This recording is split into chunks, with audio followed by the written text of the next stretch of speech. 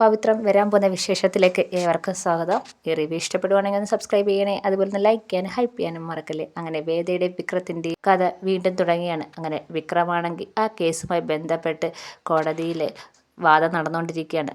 വിക്രത്തിന് വേണ്ടി വാദിക്കുന്നത് ശങ്കരനാരായണനാണ്. പക്ഷേ ശ്രീകാന്തിൻ്റെ കൂട്ടായി ദർശനുണ്ട്. ദർശനെ തെറ്റിദ്ധരിപ്പിച്ച് ശ്രീകാന്ത് കൂടെ കൂട്ടിയിരിക്കുകയാണ്.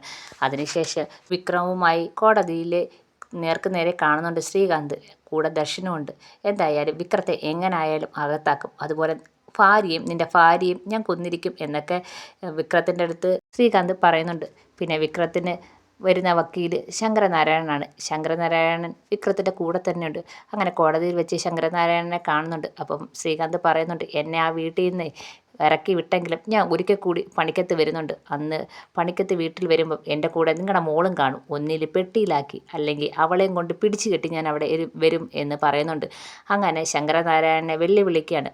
ഇപ്പോഴും ശ്രീകാന്തിൻ്റെ അടങ്ങാത്ത പക ഇപ്പോഴും ഉള്ളിൽ കൊണ്ട് നടക്കുകയാണ് വേദയുടെയും വിക്രത്തിൻ്റെയും കൂടെ.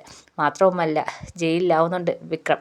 അവിടെ വെച്ച് വിക്രത്തെ നല്ലോണം ഉപദ്രവിക്കുന്നുണ്ട്. മറ്റുള്ള തടവ് പുള്ളികളെ സ്വാധീനിച്ച് വിക്രത്തെ അടിയും ഇടിയൊക്കെ ആയിട്ട് ജയിൽവാസം വളരെ കഠിനമായാണ് മുന്നോട്ട് പോകുന്നത് വിക്രത്തിൻ്റെ. ഇതിൻ്റെ ഇടയ്ക്കും നല്ല മനുഷ്യരുണ്ട്.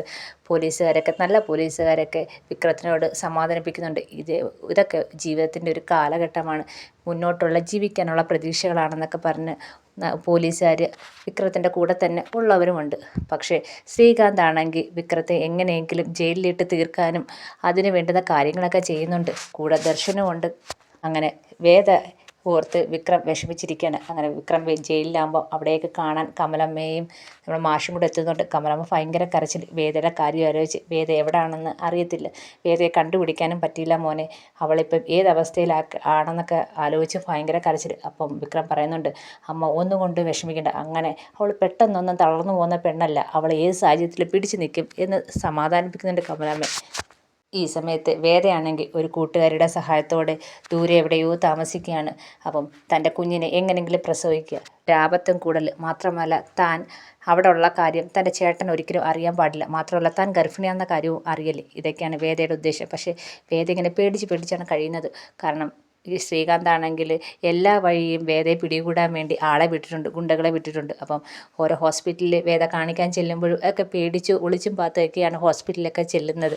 അങ്ങനെ വേദയാണെങ്കിൽ ഇങ്ങനെ വയറ്റിൽ തൊട്ടിട്ട് പറയുന്നുണ്ട്, നീ പുറത്ത് വരുന്നവരെ അമ്മ നിന്നെ സംരക്ഷിച്ചേ പറ്റൂ. നീ പുറത്ത് വന്നിട്ട് വേണം എനിക്ക് പല കണക്കുകളും തുടങ്ങാൻ എന്ന് വേദ ഒരു വാശിയോടെയൊക്കെ പറയുന്നുണ്ട്. അങ്ങനെ വേദയ്ക്കാണെങ്കിൽ തിരിച്ച് പ്രതികാരം ചെയ്യണമെന്ന് നല്ല ആഗ്രഹത്തോടെ തന്നെയാണ് വേദ ജീവിക്കുന്നത്.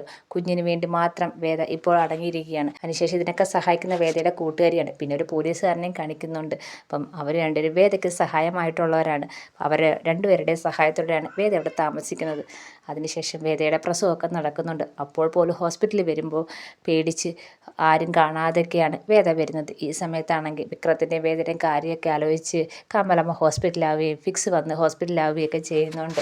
എന്തായാലും വിക്രം ഭയങ്കര വിഷമത്തിലാണ്. വേദ എവിടെയാണെന്ന് അറിയത്തില്ല. അതേപോലെ ശ്രീകാന്ത് ഇപ്പോഴും നന്നായിട്ട് ദ്രോഹിച്ചുകൊണ്ടിരിക്കുകയാണ്.